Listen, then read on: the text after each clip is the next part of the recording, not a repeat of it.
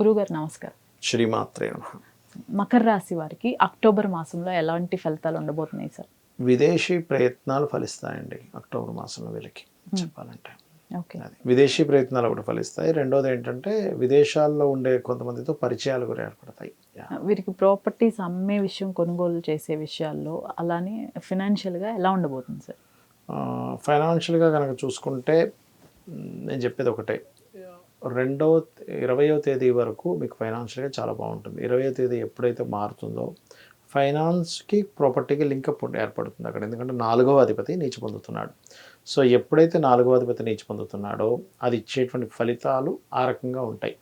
Because of కుజుడు నీచ పొందడం, అది కూడా ల్యాండ్ కారకుడు అవ్వడం వల్ల ఇటువంటి విషయాలు, ఈ ఫలితాలు కొంచెం భిన్నంగా వస్తాయి. 20వ తేదీ తర్వాత కొంచెం జాగ్రత్తగా ఉండాలి అక్కడ ఫైనాన్స్ అండ్ ప్రాపర్టీస్ విషయంలో.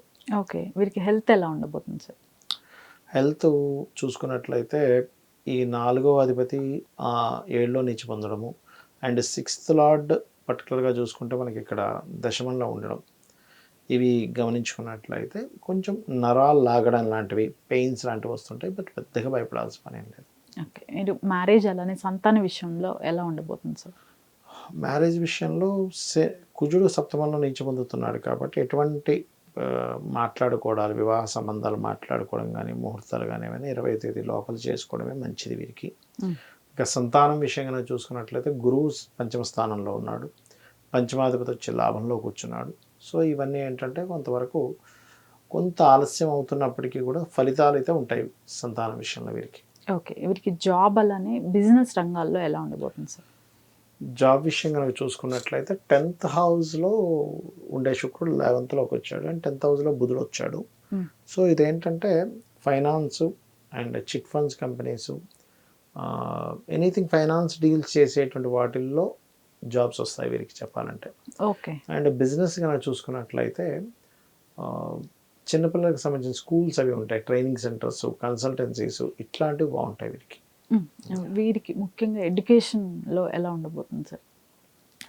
ఎడ్యుకేషన్లో కనుక చూసుకుంటే మకరం వారికి 4th లార్డ్ నీచ పొందుతున్నటువంటి ఎత్తు నుంచి అది 2nd హౌస్ మీద దృష్టి కూడా ఉంటుంది, లగ్నం మీద దృష్టి ఉంటుంది. కాబట్టి కొంచెం 20వ తేదీ తర్వాత కొంత స్ట్రెస్ ఉంటుందమ్మా వీరికి ఎడ్యుకేషన్లో. 20వ తేదీ వరకు ఎటువంటి ఇబ్బంది ఉండదు, కానీ 20th నుంచి మాత్రం కొంచెం ఓవర్ వర్క్ ఉండడం స్కూల్స్ అండ్ కాలేజెస్లో, దీని ప్రభావం వీరి మీద పడుతుంది ఖచ్చితంగా.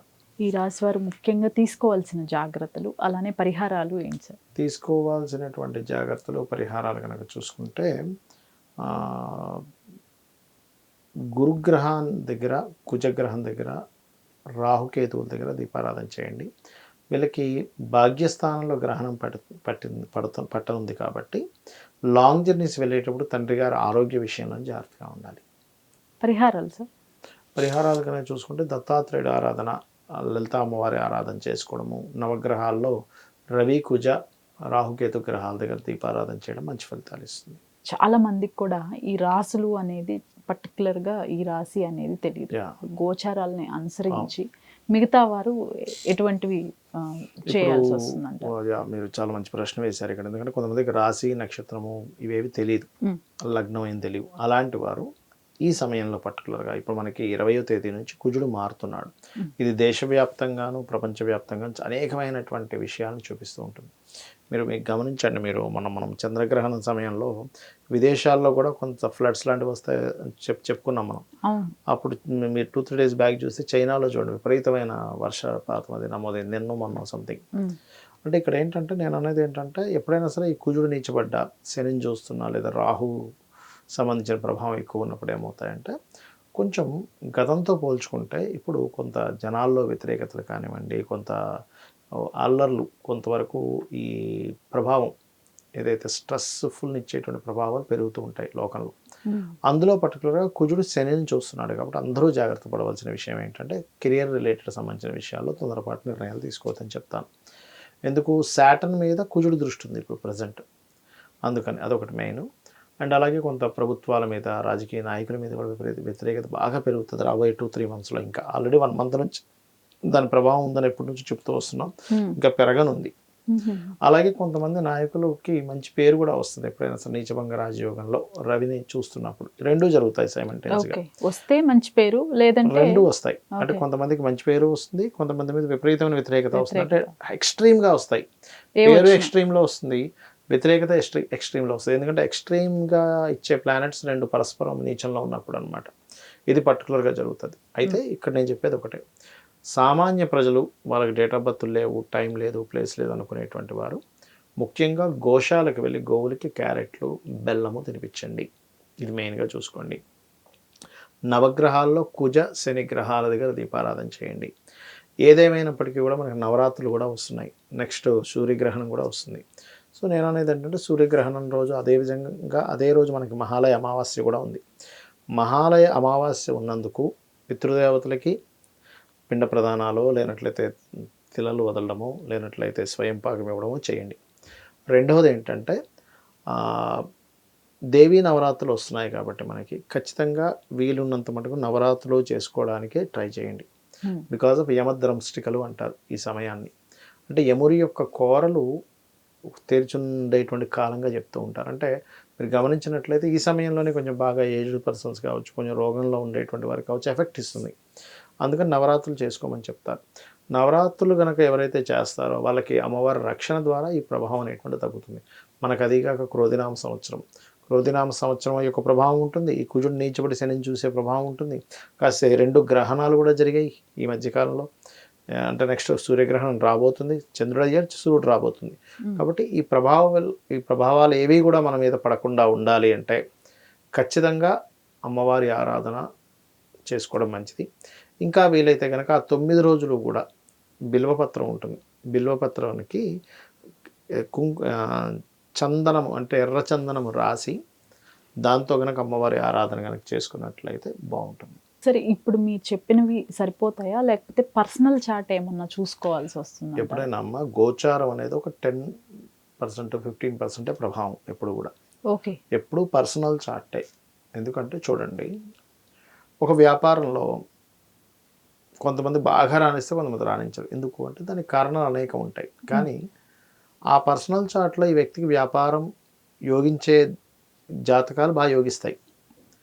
ఇప్పుడు ఇంకా చిన్న ఎగ్జాంపుల్ చెప్తాను చూడండి. ఒక క్లాస్లో టీచర్ అందరికీ ఒకలాగే చెప్తుంది, కానీ ఒకళ్ళు మాత్రం బాగా బ్రిలియంట్ స్టూడెంట్ అవుతారు, ఒకళ్ళు ఏమి చదవరు. దానికి కారణం న్యాచురల్గా చూస్తే మనం శ్రద్ధ పెడుతున్నారు, శ్రద్ధ పెట్టట్లేదు అంటాం.